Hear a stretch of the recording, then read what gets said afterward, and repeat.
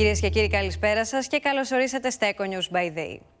Η Ελλάδα φιλοδοξεί να βαδίσει στα χνάρια των μεγάλων ευρωπαϊκών πρωτευουσών και να μετατραπεί σε χώρα φιλική προς τον ποδηλάτη. Για το σκοπό αυτό δημιουργήθηκε από την Natur και την Ελληνική Εταιρεία Προστασίας της Φύσης το σήμα Bike Friendly, το οποίο πιστοποιεί ότι ένα ξενοδοχείο ή ένας προορισμός στη χώρα μας πληρεί μια σειρά κριτηρίων εξυπηρέτησης των φίλων του ποδηλάτου.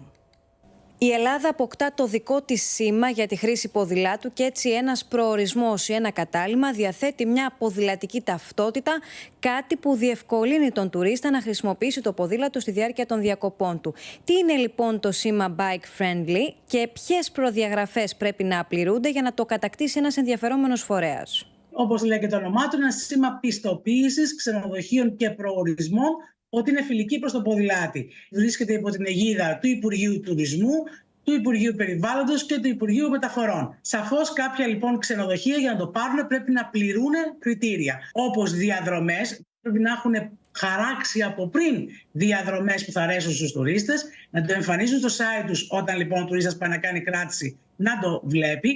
Πολύ σημαντικό είναι η συνεργασία των ξενοδοχείων με τοπικές εταιρείες, οι οποίες νοικιάζουν ποδήλατα, ώστε ο ποδηλάτης να μπορεί να βρίσκει ποδήλατο όταν το θέλει. Επίσης, σημαντικό είναι να έχει ένα χώρο φύλαξης όταν θέλει να διανυκτερεύσει ένα ποδήλατο στο ξενοδοχείο με ασφάλεια, να έχει ένα toolkit ώστε να δώσει ένα εργαλείο στον ποδηλάτη αν κάτι του συμβεί, και οι δήμοι πρέπει να πληρούν κάποια κριτήρια για να μπορούν να πιστοποιηθούν. Πολύ βασικό είναι επίσης οι διαδρομές να έχουν αυτά τα λεγόμενα racks, δηλαδή πού θα αφήσω το ποδήλατό μου, ένα χώρο δημόσιο, μπορώ να κλειδώσω και να αφήσω το ποδήλατό μου, μία μπρίζα να δίνουν ρεύμα, συνήθως στα ΚΕΠ ή κάπου σε ένα δημόσιο χώρο να δίνουν ρεύμα σε ένα ποδήλατο το οποίο είναι ηλεκτρικό και έχει μείνει από μπαταρία. Αποτελεί ένα επιπλέον κίνητρο για τον επισκέπτη η σήμανση περί φιλικότητας για τη χρήση του ποδηλάτου για έναν προορισμό? Είναι πάρα πολύ σημαντικό πλέον και για τα ξενοδοχεία και για τους προορισμούς και να διαφοροποιούνται, αλλά και να δίνουν εμπειρίες προς τον τουρίστα. Μπορούμε να είμαστε αισιόδοξοι ότι όλο και περισσότεροι δήμοι στην Ελλάδα θα αποκτήσουν